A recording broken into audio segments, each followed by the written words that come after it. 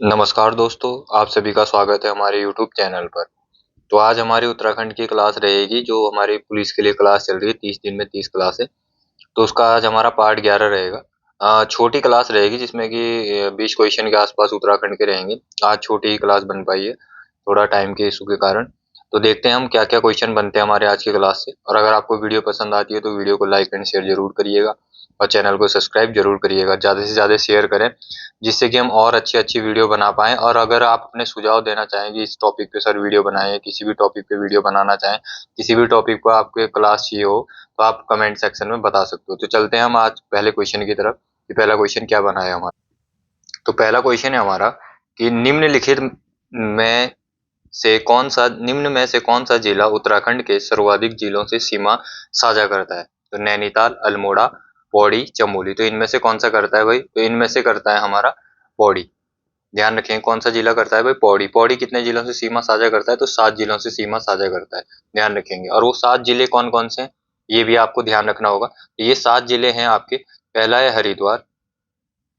हरिद्वार के साथ है हमारा देहरादून। देहरादून के साथ साथ है हमारा टिहरी। और टिहरी के बाद हो गया हमारा रुद्रप्रयाग। और रुद्रप्रयाग के साथ साथ चमोली। और चमोली के साथ साथ आ गया हमारा अल्मोड़ा। और अल्मोड़ा के साथ नैनीताल। तो कितने हो गए? हरिद्वार, देहरादून, टिहरी, रुद्रप्रयाग, चमोली, अल्मोड़ा और नैनीताल। ये 7 जिले किससे सीमा लगाते हैं? पौड़ी से सीमा लगाते हैं। तो सर्वाधिक जिले किससे लगते हैं? तो पौड़ी से लगते हैं। उसके बाद 6 जिले किससे लगते हैं? एक 6 जिले एक तो लगते हैं अल्मोड़ा से और दूसरे 6 जिले लगते हैं हमारा चमोली से। ठीक है, तो ये दोनों भी आप ध्यान रखेंगे। तो अल्मोड़ा से कौन कौन से 6 जिले लगते हैं भाई? तो अल्मोड़ा से लगता है हमारा गढ़वाल मंडल से लगेगा आपका। एक तो पौड़ी लग गया, पौड़ी के साथ साथ चमोली लग गया आपका। उसके बाद हमारा लगा बागेश्वर और हमारा लगा चंपावत, नैनीताल और एक जिला कौन सा छूट गया हमारा? एक, दो, तीन, चार, पांच,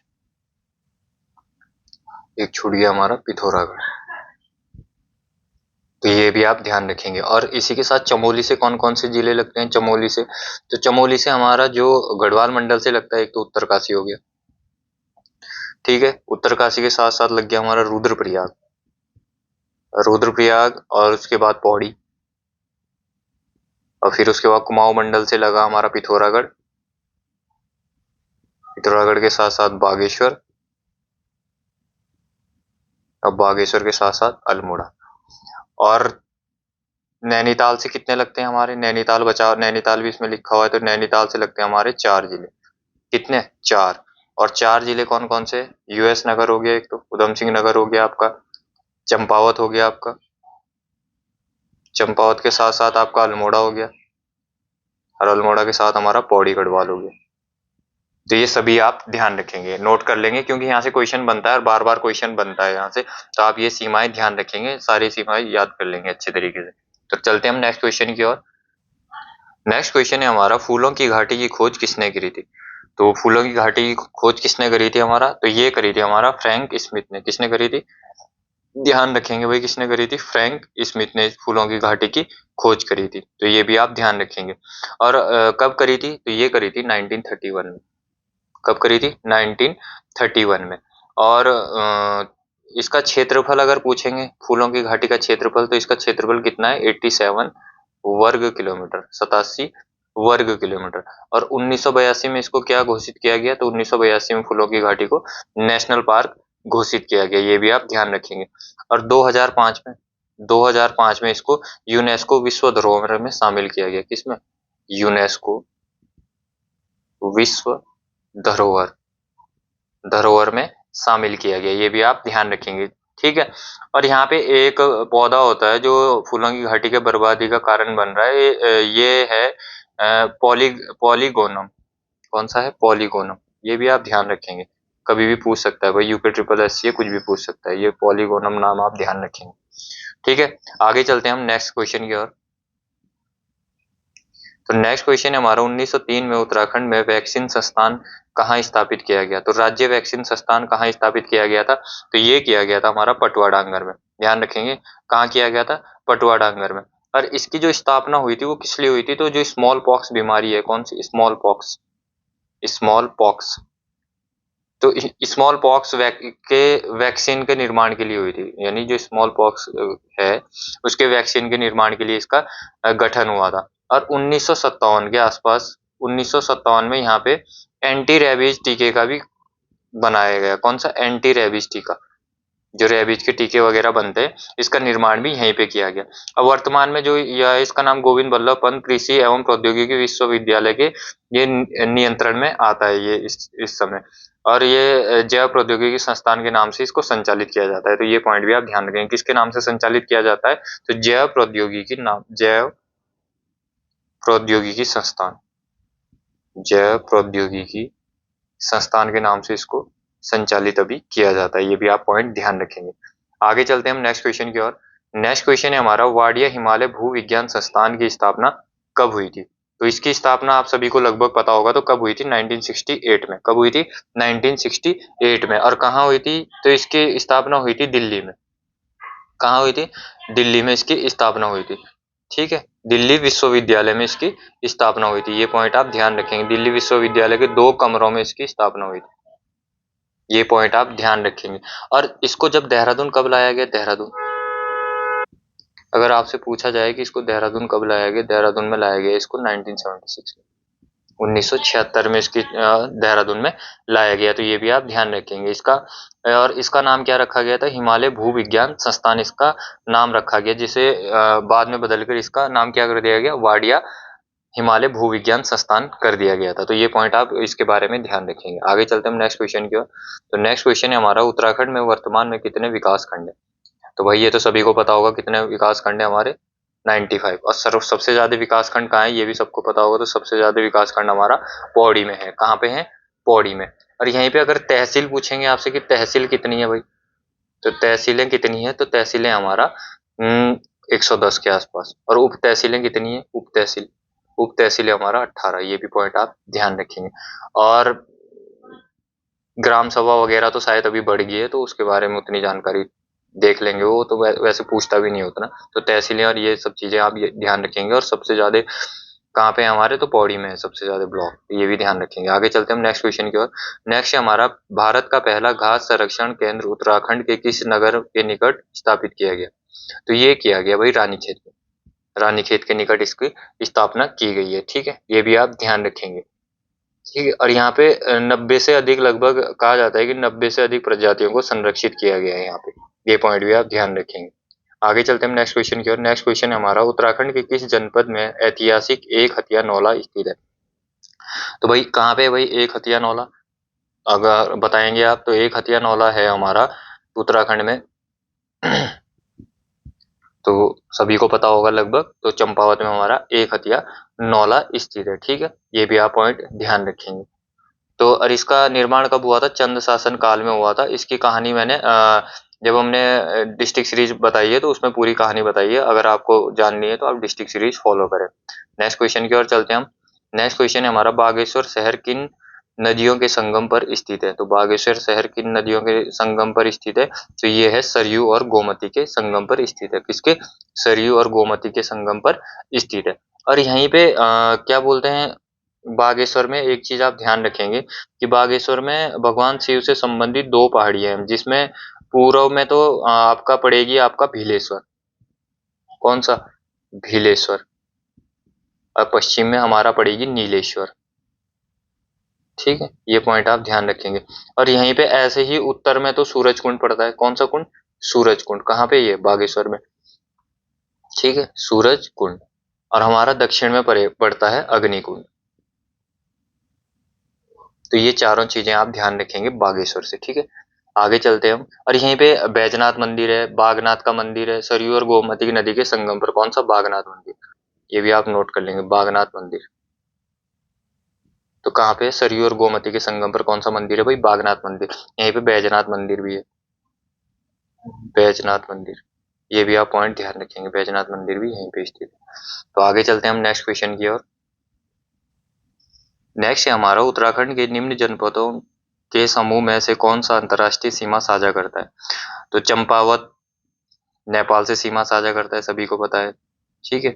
और नैनीताल तो नहीं करता, ये इसलिए ऑप्शन हट गया। उधम सिंह नगर करता है, इसमें चमोली करता है, पिथौरागढ़ करता है, बागेश्वर नहीं करता। इसमें चमोली कर रहा है, उत्तरकाशी कर रहा है, रुद्रप्रयाग नहीं करता है। इसमें पिथौरागढ़ कर रहा है, चमोली भी और उत्तरकाशी भी। तो ये सभी जिले सीमा साझा करते हैं। और ये किससे सीमा साझा करते हैं? ये तीनों जिले, तो ये तीनों जिले हमारा चीन से, ठीक है, चीन तिब्बत से सीमा साझा करते हैं। यहीं पे अगर पूछेंगे कि नेपाल से सीमा साझा करने वाले 3 जनपद कौन-कौन से हैं, तो नेपाल से करता है हमारा, एक तो हमारा उधम सिंह नगर कर गया, एक हमारा चंपावत और तीसरा हमारा जो पिथौरागढ़ है, ये किस-किस से? ये चीन से भी सीमा साझा करता है और नेपाल से भी। तो ऐसा कौन सा जिला है जो 2 अंतर्राष्ट्रीय देशों से सीमा साझा करता है? तो वो है हमारा पिथौरागढ़। ये पॉइंट भी आप ध्यान रखेंगे। बेसिक क्वेश्चन है, पर हम पेपरों में यही क्वेश्चन गलत करके आते हैं एग्जाम में, तो तभी हम पीछे हो जाते हैं हर चीज में। तो इसलिए आप ध्यान रखेंगे कि बेसिक क्वेश्चन गलत ना हो, इसीलिए मैंने बेसिक बेसिक क्वेश्चन रखे हैं आज। कैसी लग रही है आपको क्लास? तो कमेंट करके आप जरूर बताएंगे। आगे चलते हैं हम। नेक्स्ट हमारा, स्वतंत्रता के पश्चात किस वर्ष नैनीताल को उत्तर प्रदेश की ग्रीष्मकालीन राजधानी बनाया गया? तो नैनीताल को बनाया गया था 1962 में। कब बनाया गया था? 1962 में बनाया गया था। ये पॉइंट आप ध्यान रखेंगे। आगे चलते हैं हम नेक्स्ट क्वेश्चन की ओर। नेक्स्ट क्वेश्चन है हमारा, पिथौरागढ़ जिले की स्थापना कब हुई? तो पिथौरागढ़ जिले की स्थापना सभी को पता होगा लगभग कब हुई थी? 24 फरवरी 1960 को हुई थी। कब हुई थी? 24 फरवरी 1960 को। तो पिथौरागढ़ के साथ 1960 में 2 और जिले कौन कौन से बने थे? तो एक बना था हमारा उत्तरकाशी और दूसरा बना था हमारा चमोली। कौन सा बना था? चमोली। तो ये 2 जिले भी हमारे इसी के साथ बने थे। और अगर हम पूछेंगे कि 1997 1997 में कौन से 3 जिले बने थे? 1997 में, तो 1997 में बने थे हमारे चंपावत, बागेश्वर और हमारा रुद्रप्रयाग। कौन कौन से? चंपावत, बागेश्वर, इसके साथ बना था हमारा रुद्रप्रयाग। तो ये 3 जिले कब बने थे हमारे? 1997 में बने थे। और इसी के साथ हमारा उधम सिंह नगर कब बना था? उधम सिंह नगर, तो उधम सिंह नगर की स्थापना हुई थी 1995 में। ठीक है, ये भी पॉइंट आप ध्यान रखेंगे। अब हमारा छूट गया टिहरी। टिहरी की स्थापना कब हुई थी? तो टिहरी की स्थापना 1949 में। ठीक है, इसके साथ हमारा देहरादून। तो देहरादून की स्थापना कब मानी जाती है? तो देहरादून की स्थापना मानी जाती है हमारा 1817 में।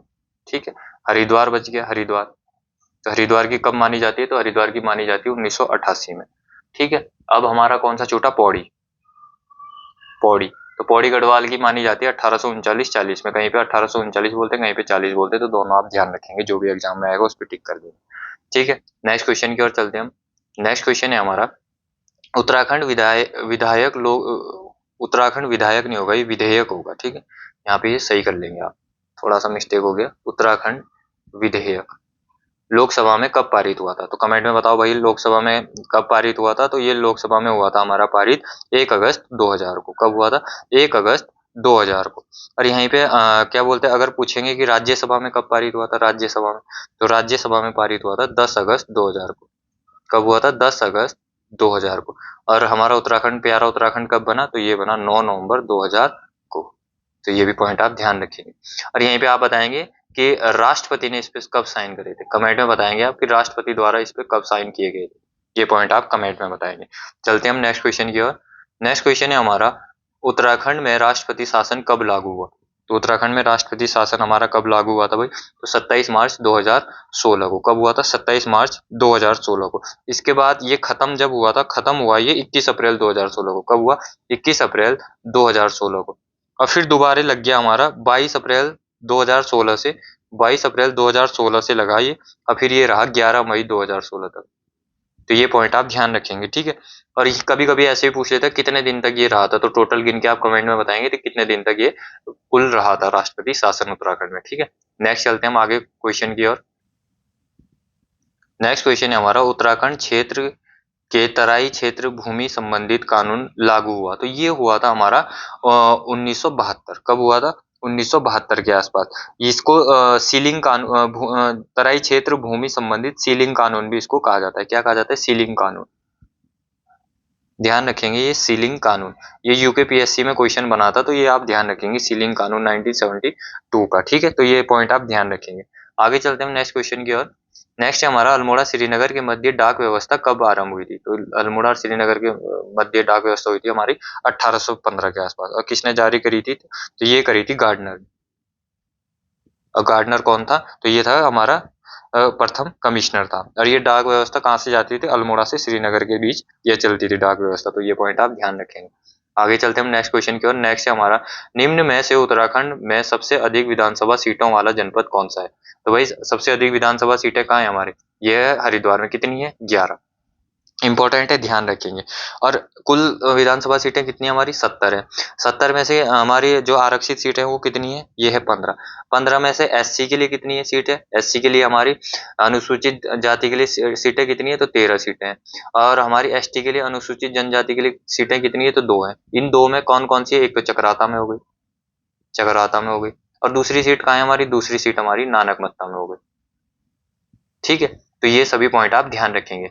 इंपॉर्टेंट है, यहाँ से क्वेश्चन बार बार बनता है, तो गलत करने की गुंजाइश नहीं रहनी चाहिए। तो इसलिए रिवीजन में ये बेसिक क्वेश्चन भी जरूर होने चाहिए। ये नहीं कि टफ टफ क्वेश्चन पढ़ लिए और फिर वहां जाके जो हमारे छोटे छोटे क्वेश्चन होते हैं, बेसिक क्वेश्चन होते हैं, वो गलत करके आ जाते हैं। तो इसलिए ये पढ़ने भी जरूरी है। नेक्स्ट क्वेश्चन है हमारा, उत्तराखंड राज्य कितने जिलों राज्य के कितने जिलों की सीमा अंतर्राष्ट्रीय सीमा से लगती है? तो कितने की लगती है भाई? तो ये लगती है 5 की। ध्यान रखेंगे कितनों की लगती है?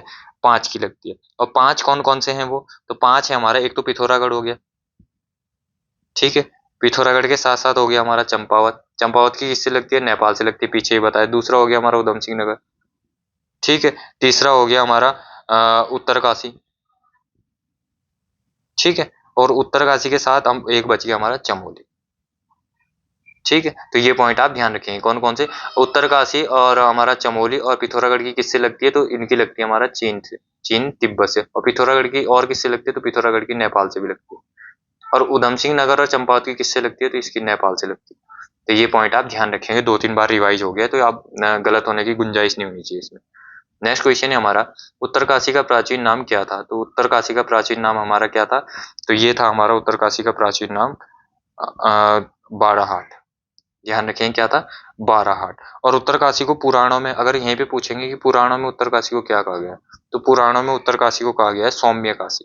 ये पॉइंट आप ध्यान रखेंगे, इंपॉर्टेंट पॉइंट है। तो सौम्य काशी आप ध्यान रखेंगे, उत्तरकाशी को कहा गया है, ठीक है। और केदारखंड एवं पुराणों में उत्तरकाशी को बारनाहाट शब्द का प्रयोग किया गया है, और साथ ही इसे सौम्य काशी भी कहा गया है। तो ये पॉइंट आप ध्यान रखेंगे भाई, दोनों पॉइंट आप ध्यान रखेंगे। आगे चलते हैं हम नेक्स्ट क्वेश्चन की ओर। नेक्स्ट क्वेश्चन है हमारा, उत्तराखंड का कुल क्षेत्रफल कितना है? तो उत्तराखंड का कुल क्षेत्रफल कितना है भाई? 53,483 वर्ग किलोमीटर। कितना है? 53,483 वर्ग किलोमीटर इसका क्षेत्रफल है। और ये हिमालयी राज्यों में कौन से नंबर का है? हिमालयी राज्यों में, तो हिमालयी राज्यों में ये 11वें नंबर का है। कौन सा? 11वां स्थान है इसका, ठीक है।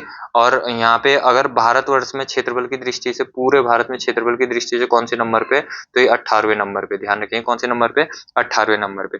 और देश के कुल क्षेत्रफल का कितना प्रतिशत है ये? तो 1.69% है। कितना? 1.69% पूरे देश के क्षेत्रफल का ये, ठीक है। तो ये पॉइंट भी आप ध्यान रखेंगे, इंपॉर्टेंट है भाई, ये यहाँ से भी क्वेश्चन बनता रहता है। नेक्स्ट क्वेश्चन की ओर चलते हैं कि उत्तराखंड का राज्य पुष्प का नाम क्या है? तो उत्तराखंड के राज्य पुष्प का नाम आप सभी को पता होगा क्या है? ब्रह्म कमल है। ध्यान रखें क्या है? ब्रह्म कमल। और इसका वैज्ञानिक नाम अगर पूछ लिया तो वैज्ञानिक नाम क्या है इसका? सुसोरिया, सुसोरिया अब वेलेटा, सुसोरिया अब वेलेटा इसका नाम है। ध्यान रखेंगे भाई, ठीक है। ये भी इंपॉर्टेंट क्वेश्चन है आपके लिए, ठीक है। और यहीं पे अगर हमारा राजकीय पशु पूछ लिया तो पशु हमारा क्या है? कस्तूरी मृग, कस्तूरी मृग, कस्तूरी मृग। और हमारा पक्षी क्या है? पक्षी क्या है? राज्य पक्षी, तो राज्य पक्षी है हमारा मोनाल, ठीक है। इन दोनों का वैज्ञानिक नाम आप कमेंट सेक्शन में बताएंगे कि इन दोनों का वैज्ञानिक नाम क्या है, ठीक है। तो आगे चलते हैं नेक्स्ट क्वेश्चन की ओर हम। तो आज के क्वेश्चन इतने ही थे हमारे।